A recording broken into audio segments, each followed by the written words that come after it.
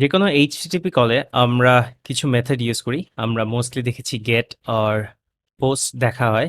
But আরো ৩ টা method আছে যেমন পুট, প্যাচ, ডিলিট।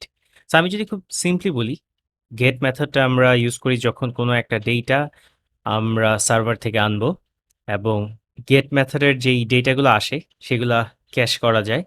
পোস্ট মেথডের যেই ডেটাগুলা বা পোস্ট মেথড আমরা যখন ইউজ করি, আপনারা হয়তো খেয়াল করবেন যখন গেট মেথড দিয়ে কোনো একটা রিকোয়েস্ট দেন, সেইটা ইউআরএল এ দেখা যায়, কোয়েশ্চেন মার্ক দিয়ে থাকে। বাট পোস্ট মেথডেরগুলো দেখা যায় না বা ওগুলা যখন কলটা দেন, কলের পেলোড হিসেবে পাঠিয়ে দেন।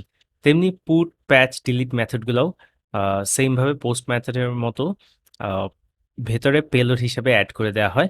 বাট মোস্ট আমি যদি একদম সিম্পলি বলি, গেট মেথড দিয়ে আমরা কোনো একটা ডেটা আনি। পোস্ট মেথড দিয়ে আমরা কোনো একটা ডেটা ক্রিয়েট করি। Even actually create, update, delete সবই করা যায়। আপনি সিম্পলি বডির মধ্যে ইনস্ট্রাকশন দিয়ে দিবেন। বাট উচিত না। একেকটা জিনিস একেকটা জিনিসের জন্য স্পেসিফিক্যালি ডেডিকেটেড।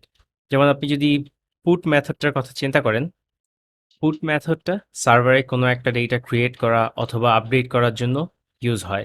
ডিলিট মেথডটা ঠিক তেমনি ডিলিট করার জন্য ইউজ হয়। প্যাচ মেথডটাও আপডেট করার জন্য ইউজ হয়। যেমন প্যাচ মেথডটা ইউজ করা হয় পার্শিয়াল চেঞ্জের জন্য, বা আপনি কিছু ডেটার পুরোপুরি চেঞ্জ করবেন না বা পুরোপুরি আপডেট করবেন না।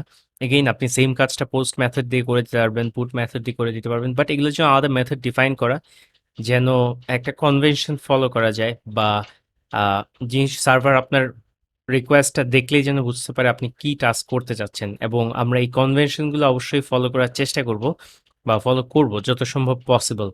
কারণ আ কনভেনশন থেকে বের হয়ে আসলে আমরা জানি eventually it creates a mace. আপনি একটা সময় হারিয়ে যাবেন। বাট সো আমি জাস্ট এই জিনিসগুলোর সাথে একবার পরিচয় করিয়ে নিলাম। বাট আপনাদের যদি আরো ডিটেইলসে এই জিনিসগুলো সম্পর্কে জানতে ইচ্ছা হয়, অবশ্যই এই লিঙ্কটাতে যাবেন। অ্যান্ড যত বেশি জানবেন তত বেশি ভালো। একবার পড়ে নিতে তো সমস্যা নেই। সো এই ভিডিওটা এই পর্যন্তই। ধন্যবাদ।